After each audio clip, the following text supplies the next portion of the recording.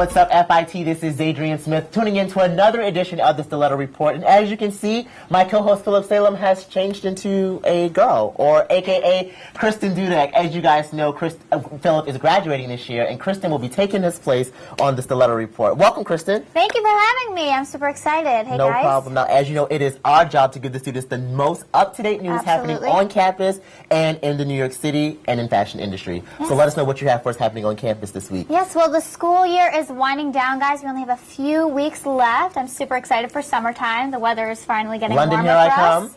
I'm jealous of you, by the way. But anyway, for those of you guys who are graduating, don't forget to pick up your cap, gowns, and tickets, which you can pick up on Tuesday and Thursday of next week from 12 to 7 p.m. on the 7th floor in A building. Yes, it's time to walk across the stage at Radio City Music Hall. Now, for those of you looking to catch a good movie, so we were just talking about how expensive it is to go to the movies now. Yes. There are going to be two great movies showing this Wednesday. The first is going to be a screening of American Photography. That's going to be happening from 11 to 4 in A739, A building, 7th floor. And then that night, Ashley is going to be showing her last film of the year. Ashley has had a jam-packed year of great movies. Yes. She's going to be showing the hit Alice in Wonderland. Now, I saw the movie. It was my first movie in 3 days. Loved it. You haven't seen it yet, right? I have not, and you can be sure that I will be sitting front row, maybe dressed up as Mad Hatter. I haven't decided yet, but I will definitely be there. I've been down. Well, speaking of dressing up as the Mad Hatter, as you guys know, this past Monday was the Met's Costume Ball, the biggest and baddest event in New York. Only the best of the best get into this event. One day, Kristen will be there. You can wear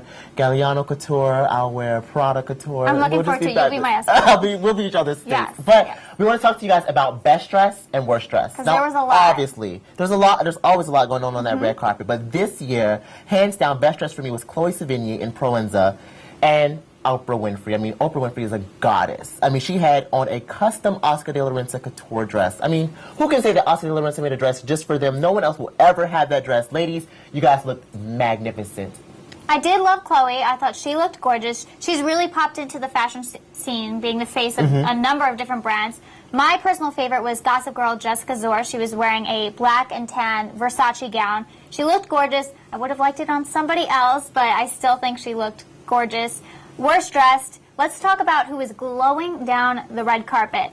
Miss Katy Perry wearing LED lights down the red carpet. I know it was a costume ball. Maybe she didn't get the memo, but I don't know why she got the memo. I don't know how she get invited. I said the same thing. I should get invited, but like elegance, decadence, opulence. Not LED lights. It's just too much. Too much. It's supposed to be very proper. Everyone's dressed up in the finest brands. Not in LED lights. And she's wearing lights.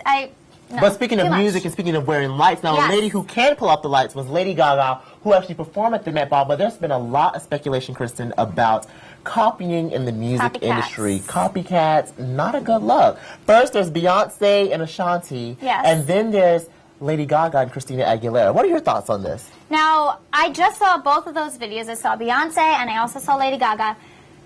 Christina Aguilera. Christina's, it was very new, fresh for her, but it looks exactly like Bad Romance. Down to the glasses, down to the hair, down to the fire in the background. It looks exactly the same. And it's interesting because when Lady Gaga first debuted into the industry, they were saying that she was accused of copying Christina, and now the tables have turned. Well, I'm sure Christina has seen her great success, and it's like, what do I need to do?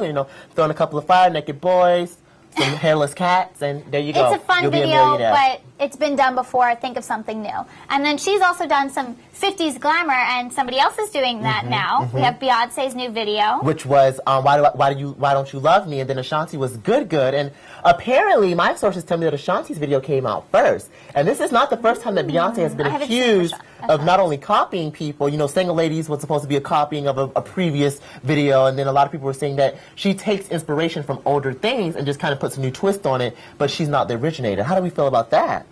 I mean, I really liked Beyonce's video. I'm a big fan of 50s glamour, but for me, I didn't see the connection between the music and the cinematography. Exactly. So, I mean, it was fun, it was new, but the concept just didn't match for you. We need some originality in the music industry. Well, speaking of originality and creativity, it's on the FIT campus. And we want to hear from you. So if you have something that you want to share with us, come into our studio. Kristen will be here. Definitely. We're going to be introducing plenty of room. Jay Nima next week, and we will be one big happy family on the Stiletto Report. Yes, so come in and speak with us. 2 weeks left, Kristen. The countdown begins. It's time for summer in New York City. Bye, you guys. Bye.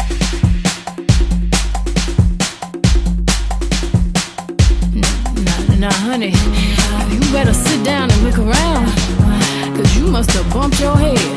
And I love you enough to talk some sense back into you.